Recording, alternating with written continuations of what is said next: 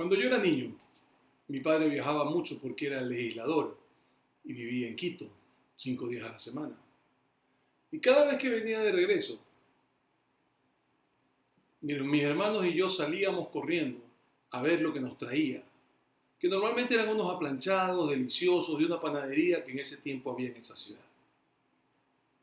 Con el tiempo, yo tuve hijos. Y si salía de viaje, cuando regresaba ocurría lo mismo. ¿Qué nos trajiste?, decían. Y yo les decía, a mí. Pero por alguna extraña razón eso no era suficiente. Creo que todos nos podemos relacionar con eso, ya sea que seamos abuelos, padres, hijos o nietos. Y ciertamente es como empezamos nuestro viaje de fe. ¿Qué voy a conseguir y cómo lo hago? Es lo primero que pensamos cuando llegamos a Cristo. De hecho, si escribimos un libro que tenga un bonito título sobre este tema, sería un gran bestseller, como se ha hecho en algunas veces.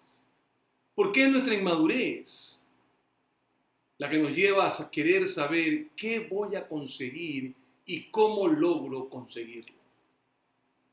El problema, y usted puede identificarse con esto, ya sea en una relación con un hijo o en su relación matrimonial, es que es imposible tener una relación auténtica con alguien de quien siempre deseas obtener algo. No se puede hacer porque se tiene una agenda, porque mido mis palabras, porque siempre estoy adulando y no hay intimidad relacional debido a eso. Se convierte en un imposible.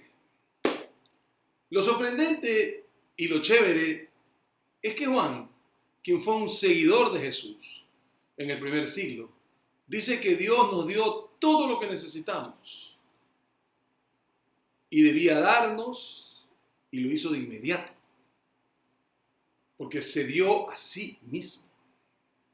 Él apareció entre nosotros, y si eso no es sobrecogedor para ti, entonces este mensaje que voy a dar es para ti.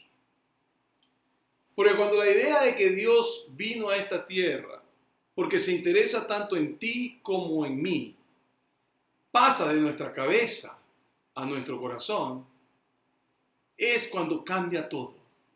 Y cuando experimentamos lo que Pablo llamó la paz de Dios que sobrepasa todo entendimiento. Cuando esto va desde nuestra cabeza a nuestro corazón, tú estarás bien aunque las cosas como ahora no estén bien. Y sabrás que hay un propósito aún en los pequeños o grandes dolores que experimentas día a día. Estamos en la cuarta parte de nuestra serie Testigo Presencial, mirando lo que Juan nos cuenta y descubrimos ya que él tiene un propósito muy claro al escribir esto. Y parte de eso es que entendamos que él y los otros como él no siguieron a Jesús debido a la fe, sino que Juan siguió a Jesús por lo que vio y escuchó. De hecho, lo que vio y escuchó lo convenció de que Jesús era el Mesías. Y quiere que nosotros veamos y escuchemos a través de él para que lleguemos a la misma conclusión a la que él llegó. Ahora está envejecido y es el último sobreviviente de los 12 originales.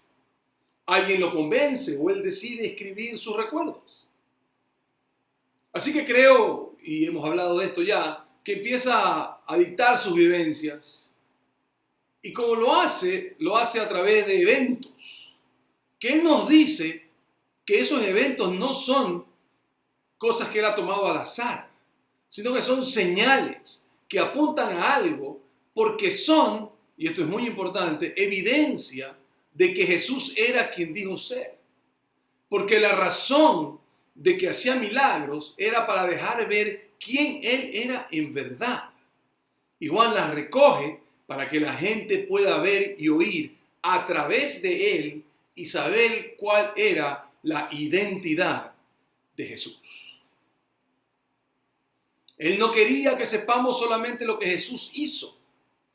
Quiere que conozcamos quién es Jesús. Porque reconocer quién es Él reafirma su vida entera, lo que Juan vivió. Así que nos dice hacia el final, déjame informarte por qué he contado la historia. Y así lo dice, estas cosas se han escrito para que ustedes crean que Jesús es el Hijo de Dios y para que al creer en su nombre tengan. Y ahí tenemos que preguntar, ¿tengan qué? Y esa es la pregunta que la gente del primer siglo se hacía y la que te puedes estar preguntando tú. Y que como no obtuviste la respuesta que querías, dejaste de preguntar. Y tal vez te fuiste del cristianismo sin averiguarlo. Y la pregunta era, ¿qué obtengo de todo esto?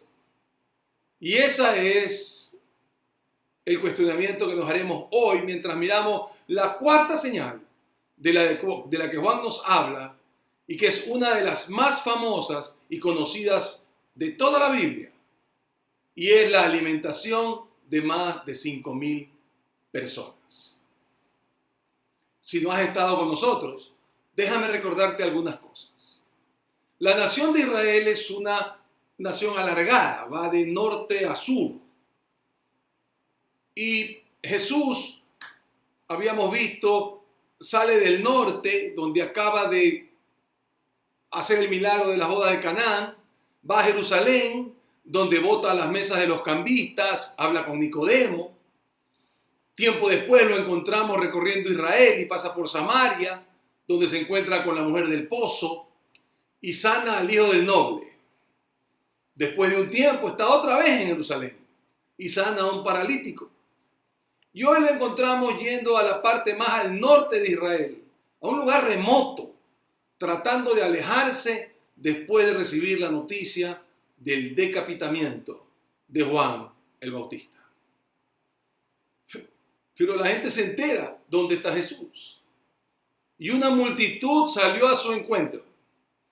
Y entonces Juan nos cuenta la historia. Y nos dice que mucha gente lo seguía porque. Y ahí tenemos que preguntarnos, ¿porque tenían fe? No. Nadie en el primer siglo lo seguía por eso, sino que lo hacían porque veían señales milagrosas que hacía en los enfermos. Lo seguían porque lo vieron y oyeron, al igual que lo vio y lo oyó Juan, y nos lo está contando en este libro. Así que imagina esto.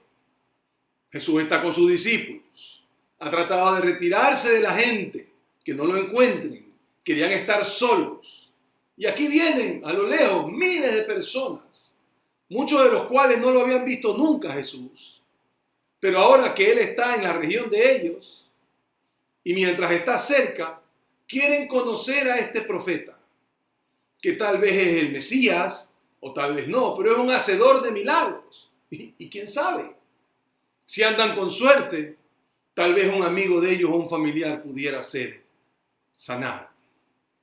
Jesús entonces ve a la multitud que viene y Juan nos cuenta lo siguiente. Entonces subió Jesús a una colina y se sentó con sus discípulos. Estaba cansado. Después Juan nos da un detalle que será muy importante, porque nos va a decir, faltaba muy poco tiempo para la fiesta judía de la Pascua. Probablemente sepa que la Pascua era la celebración de cuando Dios sacó a la nación de Israel de su esclavitud en Egipto. Cuando Dios mandó a Moisés a liberar a su pueblo. En el primer siglo, esto era una celebración anual. Se recordaba que necesitaban a otro Moisés, a un nuevo Josué, a alguien que una a la nación y saque a los romanos de su tierra, la tierra que Dios les entregó y que les pertenecía por derecho, y que el no tenerla era un recordatorio del juicio de Dios sobre ellos, y querían que terminara. La historia continúa. Cuando Jesús alzó la vista y vio una gran multitud que venía hacia él, imagínate lo que debe haber pensado. Me he venido hasta acá porque estoy cansado y ellos vienen como vamos nosotros a él hoy porque quieren algo de mí. Estaban más enamorados de las señales que de la persona que hacía dichas señales. Querían otro prodigio, otro evento del cual hablar. Ni siquiera se daban cuenta que todas estas cosas señalaban quién era Jesús en realidad.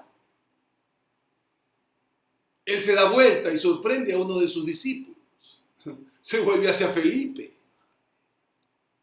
y le dijo a Felipe: ¿dónde vamos a comprar pan para que coma esta gente? Probablemente tú ya has oído la historia y sabes a dónde va. Pero tienes que entender que en estos momentos nadie está pensando en tener que alimentar a nadie. Nunca eso ha sido parte de la conversación. Era solo otra multitud que quería ver a Jesús, ser sanada y oír sus enseñanzas, que tal vez no comprendían del todo, pero sus enseñanzas al fin. Están tan acostumbrados los discípulos a esto, pero pensaron que de alguna manera tendrían un descanso. Así que están en campo abierto, ven desde un lugar algo más alto a toda esta multitud, y de repente Jesús se voltea y le dice: oye Felipe, ¿cómo alimentamos a esta multitud? Y te imaginas a él, a Felipe, darle de comer. Nadie ha planeado nada de eso. ¿De qué me estás hablando? Y Juan nos cuenta algo que él descubrió y que todos ellos descubrieron luego. Y dice: esto lo dijo solo para ponerlo a prueba, porque él ya sabía lo que iba a hacer. No estaba realmente buscando una buena respuesta, pero Felipe le da esa buena respuesta. Y le dijo así: ni con el salario de 8 meses podríamos comprar suficiente pan para darle un pedazo a cada uno, respondió Felipe. La respuesta a tu pregunta, Jesús, es en ningún lado. Y por si acaso, le preguntó específicamente a Felipe, porque Felipe era nativo de esa región. Entonces es como que le preguntara: oye Felipe, ¿conoces un buen restaurante donde podamos alimentar a toda esta gente? ¿Dónde vamos? Y la respuesta es sencilla: a ningún lado. No hay a dónde ir. Luego de esto, y si creciste en la iglesia, tú has visto el dibujo animado, los títeres sobre esto, los papelógrafos, todas las versiones que existen. Así que esta parte de la escritura la romantizamos muchísimo. Pero yo creo que en estos momentos había algo de humor, mucho de drama. Y uno de los discípulos ve a un muchacho, porque siempre un muchacho va y se sienta en primera fila. Y Andrés ve que tiene su almuerzo ahí. Y entonces sucede lo siguiente: otro de sus discípulos, dice, Andrés, que era hermano de Simón Pedro, le dijo: aquí hay un muchacho que tiene 5 panes de cebada, que eran el pan de los pobres, y 2 pescados. Pero, ¿qué es esto para tanta gente? Andrés lo separa y le dice: oye muchacho, ven, te quiero que conozcas a Jesús, para ver qué se podía hacer con el almuerzo del chico. Para sorpresa de todos, Jesús dice: ok, tenemos algo de comida, así que hagan que se sienten todos, ordenó Jesús. No les dijo alíñenlos o pónganlos de tal forma, no, que se sienten todos, que se sienten todos. Cuenta Juan que en ese lugar había mucha hierba, así que se sentaron y los varones adultos eran como 5,000. Otro detalle interesante. ¿Por qué nos da ese detalle? ¿Por qué solo los hombres? ¿Acaso las mujeres no cuentan? No. Lo que pasa es que 5,000 hombres es el número de una legión romana. Y así deja ver a la gente de su tiempo cuánto eran 5,000 hombres. Las estimaciones nos hablan de que ahí debe haber habido unas 20.000 personas que no tenían idea de la conversación que se estaba dando entre Jesús, los discípulos y el chico adelante de ellos. Así que Jesús, imagino yo, le sonríe al muchacho y toma su almuerzo. Y dice, Jesús tomó entonces los panes y dio gracias. Ahora, imagínate la escena. Les dice, muchachos, vamos a dar gracias por el almuerzo. Agachemos nuestro rostro. Y la gente sentada no sabe lo que está pasando adelante. Y yo me imagino que ninguno de los apóstoles cerró los ojos, ni inclinó su rostro. Porque debe haber estado pensando, Jesús está bromeando, ¿verdad? Tratando de pensar en un equivalente. Y no es tan fácil. Es como que si yo fuera uno de los cultos donde nos reunimos los domingos con un croissant. Y le digo, muchachos, he traído este croissant para que desayunemos todos. Así que cierren los ojos, vamos a dar gracias por el desayuno. Usted no cerraría los ojos. Y lo que pensaría es que, debido al encierro de esta semana, yo enloquecí. Así que Jesús, tan sinceramente como puede, da gracias. Como que al terminar la oración, unos camiones llenos de comida iban a aparecer en ese lugar inhóspito. Y tal vez está con una sonrisa porque sabe lo que va a pasar. Pero imaginemos lo que pasa por la cabeza de los discípulos. Da hasta risa. ¿Se imagina usted en una posición así? Juan nos sigue contando. Jesús entonces tomó los panes, dio gracias y distribuyó a los que estaban sentados. Les distribuyó todo lo que quisieron. Lo mismo hizo con los pescados. Y una vez que quedaron satisfechos, dijo a sus discípulos, recojan los pedazos que sobraron para que no se desperdicie nada. En esos momentos, y entiende que para alimentar a esa cantidad de personas habían pasado horas ya, hasta que todos comieron. La gente empieza a darse cuenta que les han dado de comer sin que haya un camión con comida en alguna parte. Eran solo 12 hombres con Jesús, no había absolutamente nadie más, y de repente estamos todos comiendo pan y pescado. ¿Cómo lo hizo? La historia continúa. Así lo hicieron, y con los pedazos de los 5 panes de cebada que le sobraron a quienes habían comido, llenaron 12 canastas. Ahora, entiende conmigo que estas personas son judíos.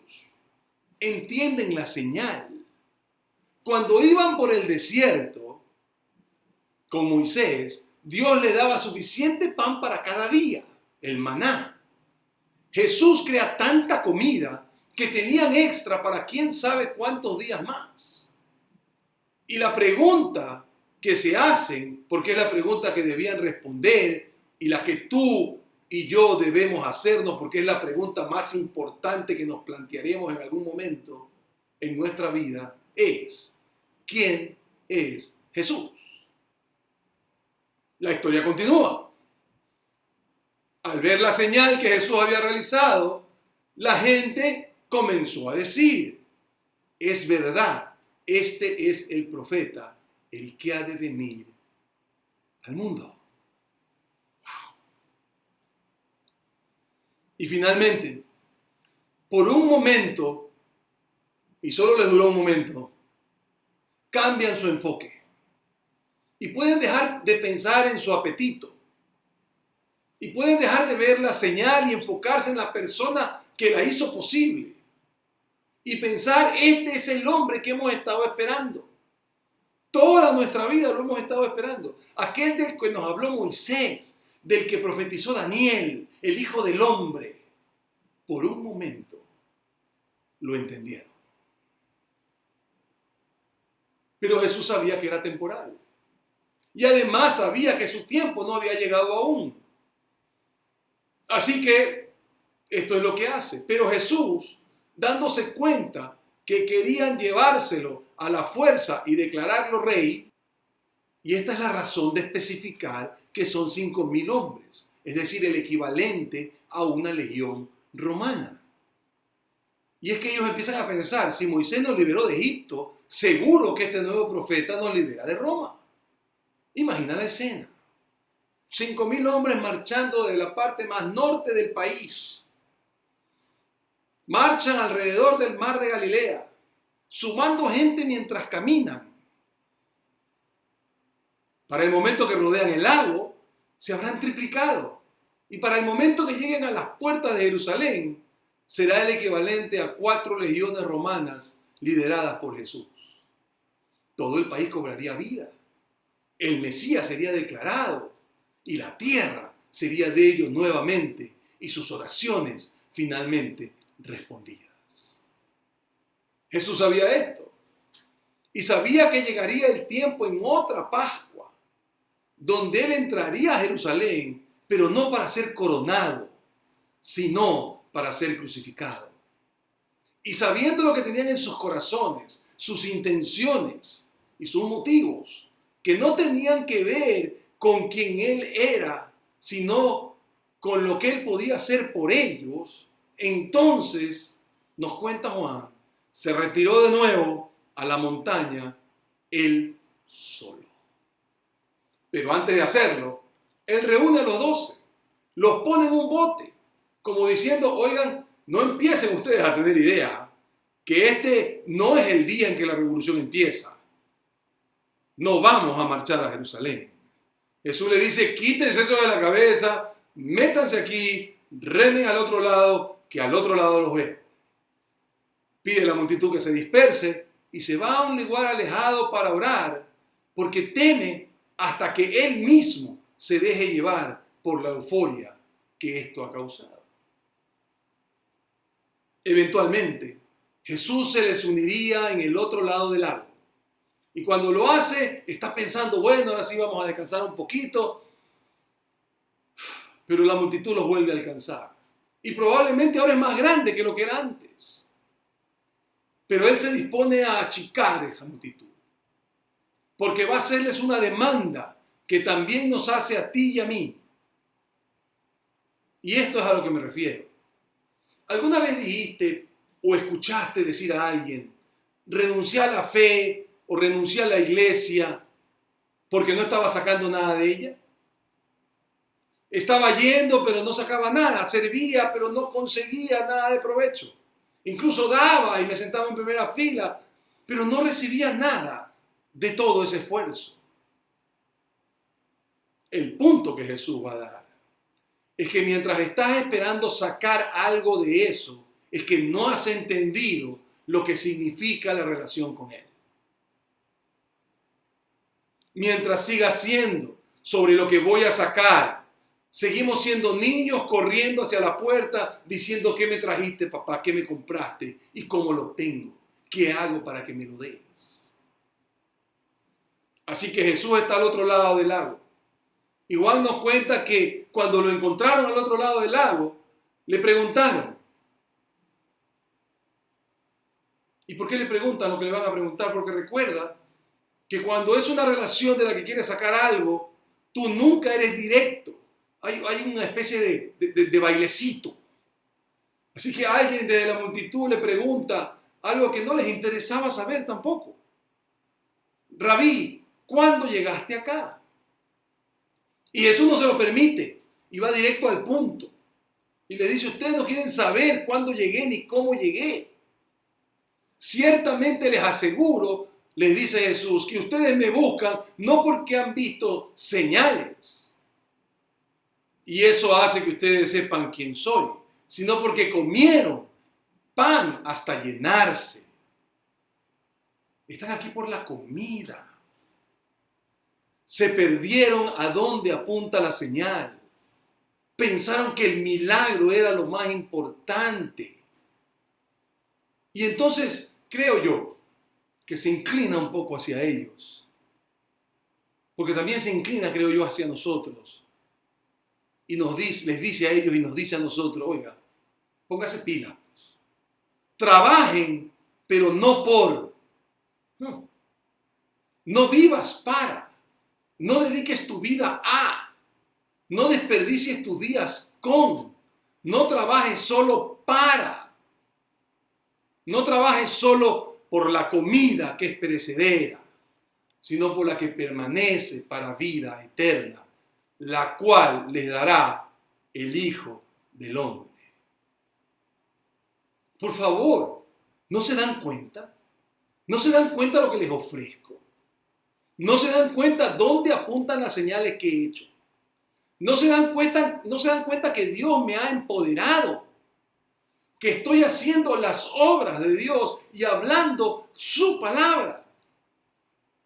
¿No se dan cuenta que esto es más importante que retomar Jerusalén de Roma, volver a tomar la ciudad santa? No entienden lo que está en juego. Todo lo que pueden pensar es en la comida. Así que le contestan: ¿y qué señal harás para que veamos y creamos? Querían una señal más. Y así pensamos nosotros. Yo creería en Dios si Él hiciera esto. O iría a la iglesia si pasara esto de acá.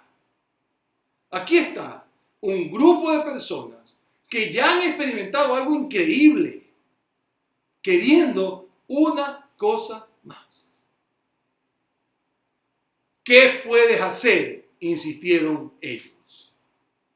¿Sabes qué? Ahorita se nos ocurrió esto, le dicen. Nuestros antepasados comieron el maná en el desierto. Y Jesús está pensando, no puede ser. Otra vez volvemos a hablar de comida. Solo pueden pensar en eso.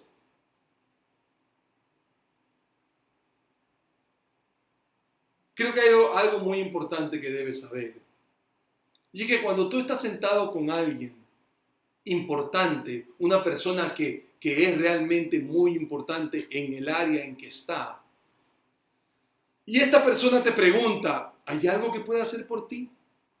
Tu respuesta debe ser siempre no. Solo quiero hacerte preguntas, porque lo que necesito es aprender de ti. Y mira lo que pasa en esta historia. Estos hombres y mujeres están frente al Mesías, están frente a Dios en cuerpo humano, y lo único que pueden pensar es en su apetito.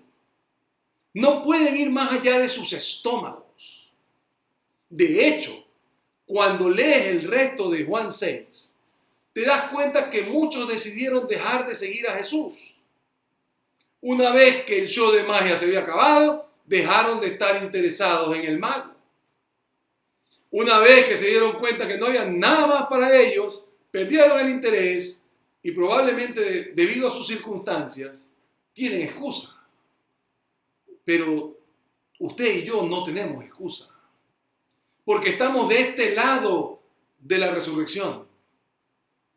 Donde el hombre que dijo ser la luz del mundo lo probó. Donde el hombre que dijo que era la resurrección y la vida dejó claro que lo era. Así que tú y yo preguntémonos, ¿estamos aquí solo por la comida?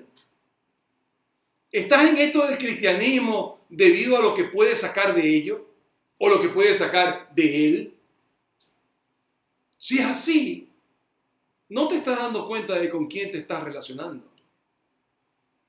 No nos estamos percatando que estamos frente a la luz del mundo, tratando de conseguir algo tonto y temporal.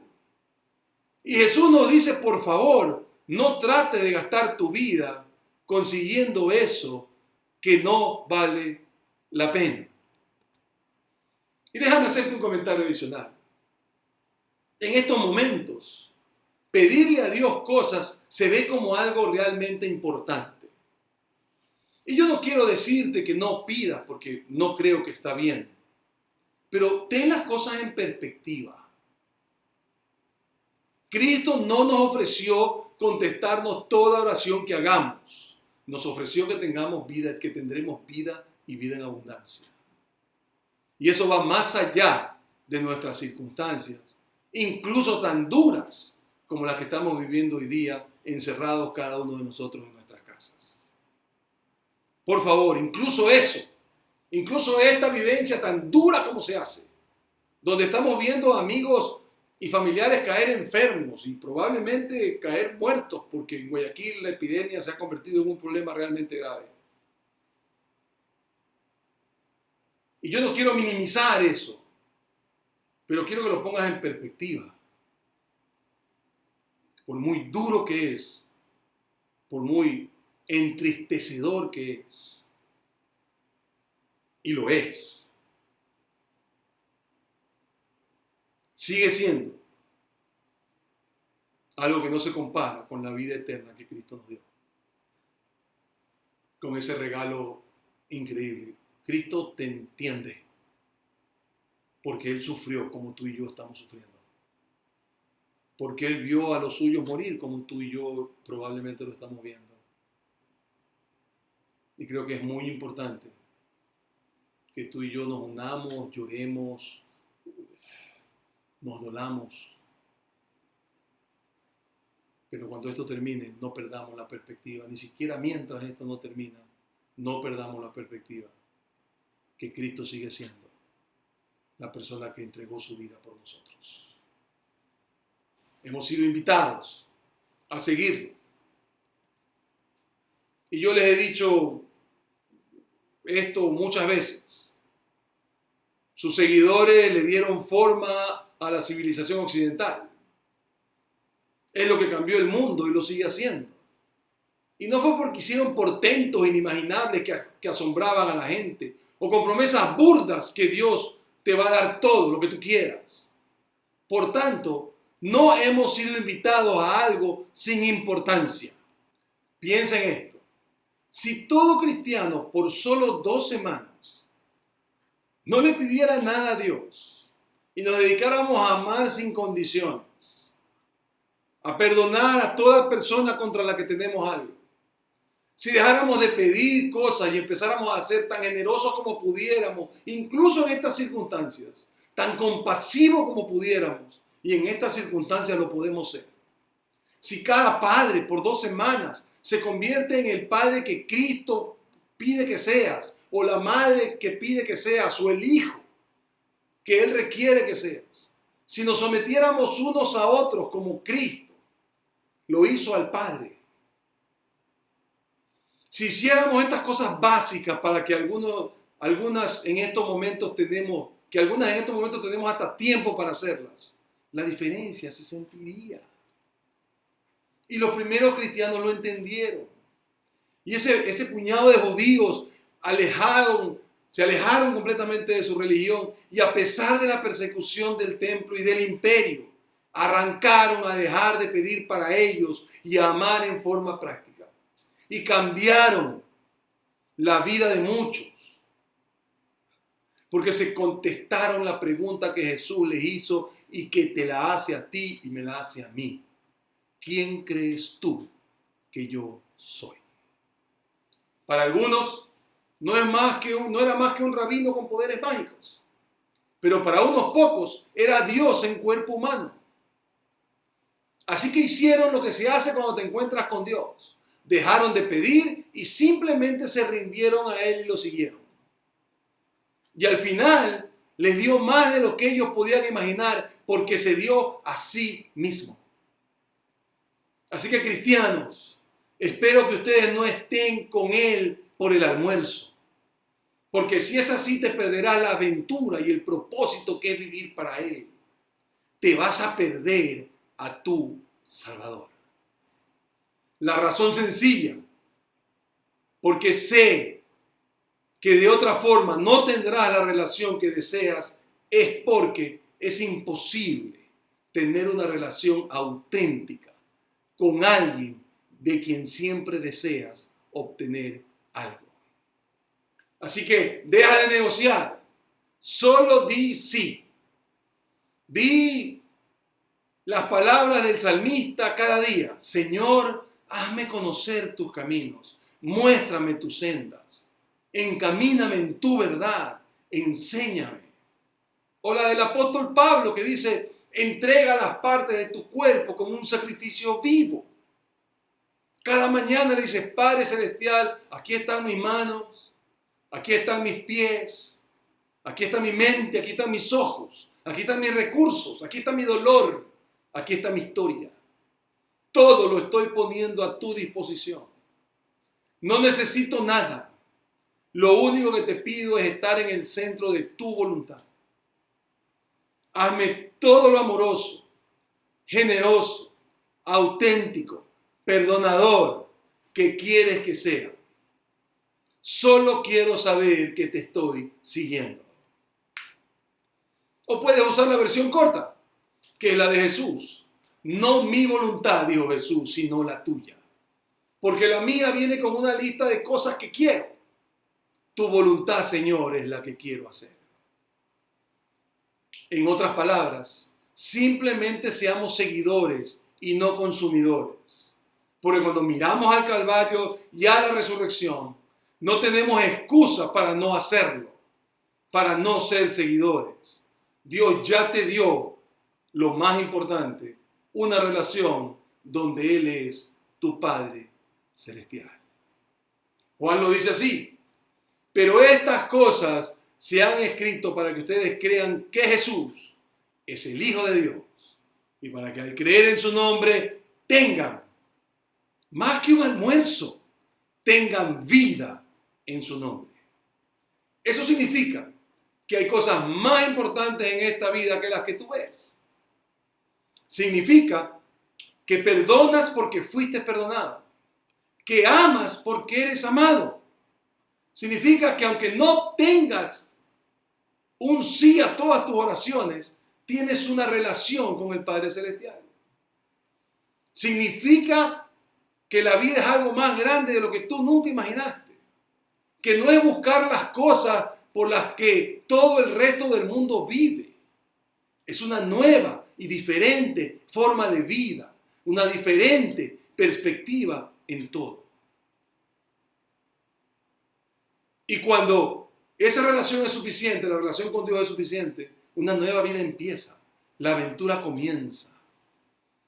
Pero hasta que sea suficiente, tienes que comprender que has reducido a tu Salvador a un dador de comida, con un menú que nunca saciará tu apetito. Hasta que esto vaya de tu cabeza a tu corazón, te encontrarás en negociación con el Dios de la creación. ¿Qué tan tonto es eso? Así que no seamos consumidores, seamos seguidores. Dejemos una marca, dejemos su marca.